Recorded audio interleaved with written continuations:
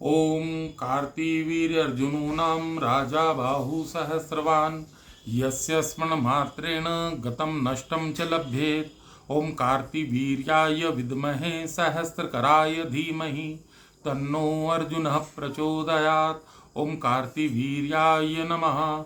ओम सहस्रभावे नमः। ओम राजराजेश्वराय नमः। अभी अभी मुझे ज्ञात हुआ है कि धीरेन्द्र कृष्ण शास्त्री जी ने भगवान राजराजेश्वर कार्तिवीर्य सहस्त्रबाहु जी पर कोई विवादित बयान दे दिया है, कोई विवादित टीका टिप्पणी कर दी है। मैंने उस वीडियो को देखा। अब उसको देखने के बाद मुझे तो सबसे पहले ये लगा कि धीरेन्द्र कृष्ण शास्त्री जी को अभी पुराणों का और शास्त्रों का अध्ययन करना चाहिए। मुझे ऐसा लगता है कि उन्होंने भागवत के कुछ श्लोक, कुछ अध्याय, कुछ स्कंद याद कर लिए हैं, रामचरितमानस की कुछ चौपाइयाँ याद कर ली हैं और जाके व्यासपीठ पे बैठ गए हैं और कुछ तो भी अनर्गल टिप्पणियाँ कर रहे हैं। क्या धीरेन्द्र कृष्ण शास्त्री जी, आपको ये पता है भगवान सहस्त्रबाहु सुदर्शन चक्र के अवतार हैं? क्या आपको ये पता है कि भगवान सहस्त्रबाहु का और परशुराम जी का जो युद्ध हुआ था, वो युद्ध क्यों हुआ था? उस युद्ध के पीछे कारण क्या थे? भगवान परशुराम जी भगवान विष्णु के छठे अवतार हैं। सहस्त्रबाहु जी जो हैं वो सुदर्शन चक्र के अवतार हैं। इस युग के पहले वाले युग में भगवान का सुदर्शन चक्र के साथ जो संवाद हुआ था, उस संवाद में ही यह तय हो चुका था कि त्रेता युग में भगवान परशुराम जी के रूप में उत्पन्न होंगे और सुदर्शन चक्र जी जो हैं वो कार्तिवीर अर्जुन के रूप में अवतार लेंगे और फिर उनका युद्ध होगा। ये पूरी कथा आपको वायु पुराण के अंतर्गत रेवा खंड में पढ़ने को मिल जाएगी। अन्य पुराणों में भी इसका बहुत विस्तार से वर्णन है। कृतवीर ने भगवान सूर्य की अखंड तपस्या की और उनसे वर के रूप में, वरदान के रूप में, उस तपस्या के फल के रूप में राजराजेश्वर सहस्त्रबाहु कार्तिवीर अर्जुन को पुत्र रूप में प्राप्त किया। भगवान सहस्त्रबाहु जी का उल्लेख सुंदरकांड में भी आता है। एक दोहे में आता है, जानत हूं तुम्हारी प्रभुताई, सहस्त्रबाहु संग पड़ी लड़ाई। आता है, आप और भी ग्रंथ पढ़िए, उसमें भी आता है। भगवान सहस्त्रबाहु के बारे में आपने इतनी अनर्गल टिप्पणी कर दी, आपने कुछ तो भी बोल दिया भावनाओं में भेके।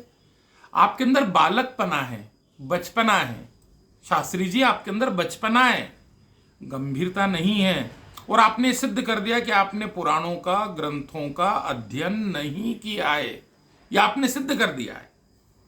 आप मंत्र मोहदती एक तंत्र का ग्रंथ है, मंत्र मोहदती है ना। मैं तंत्र का विद्यार्थी हूं। मैं तंत्र को बहुत करीब से मैंने देखा है, समझा है, पढ़ा है। तंत्र की साधना के मार्ग को मैंने बहुत अच्छे से समझा है। आप मंत्र मोहदती लाइए, उसमें पढ़िए, उसमें भगवान राजराजेश्वर सहस्त्रबाहु जी के दीपदान प्रयोग हैं, मंत्र प्रयोग हैं। भगवान को दीप अति प्रिय है, भगवान के यंत्र की आवरण पूजा पूरी है। भगवान सहस्त्रबाहु दत्तात्रेय भगवान के परम प्रिय शिष्य हैं। सहस्त्रबाहु जी के गुरु कौन है? दत्तात्रेय भगवान है। दत्तात्रेय भगवान के परम प्रिय शिष्य सहस्त्रबाहु जी हैं।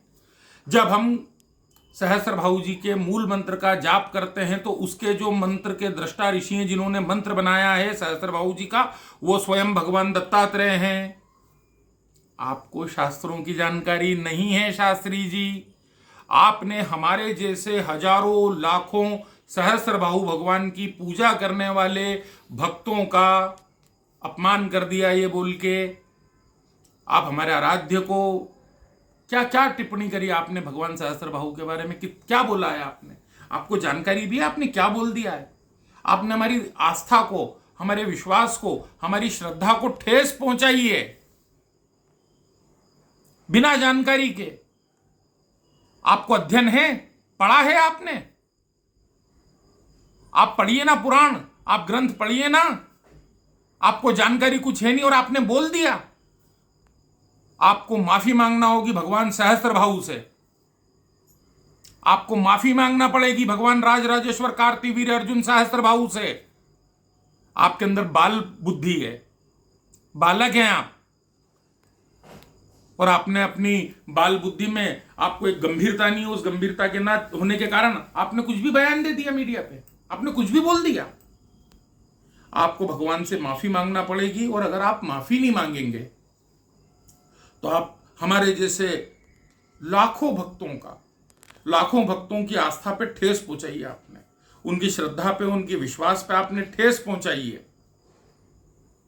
अगर आप भगवान सहस्त्रबाहु से माफी नहीं मांगेंगे तो मैं कल आपके खिलाफ महू थाने में, मैं पंडित कपिल शर्मा महू थाने में आपके खिलाफ FIR दर्ज कराऊंगा। मैं एक कानूनी लड़ाई आपके साथ लड़ूंगा पूरी, और अगर आप माफी मांग लेंगे भगवान सहस्त्रबाहु से तो ये बात यहीं समाप्त हो जाएगी। और मेरा आपसे निवेदन है कि आप आगे से कोई भी टीका टिप्पणी बयान करने देने के पहले ग्रंथों का अध्ययन कीजिए, ग्रंथ पढ़िए, ग्रंथों में क्या लिखा है समझिए, उसके पहले कोई टीका टिप्पणी मत कीजिए। वो हमारे आराध्य हैं, हम उनकी पूजा करते हैं।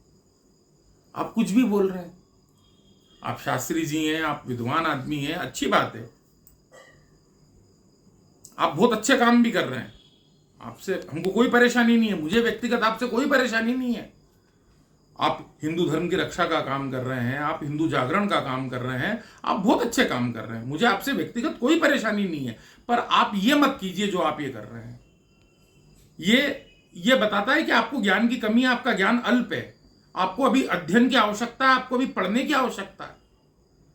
मेरा आपसे निवेदन है, आप भगवान सहस्त्रबाहु से क्षमा याचना कर लीजिए, और अगर आप नहीं करेंगे तो फिर मैं आपके खिलाफ FIR भी लिखाऊंगा, और मैं अगर जरूरत पड़ी तो माननीय न्यायालय की शरण में भी जाऊंगा। जय माई की, हर हर महादेव।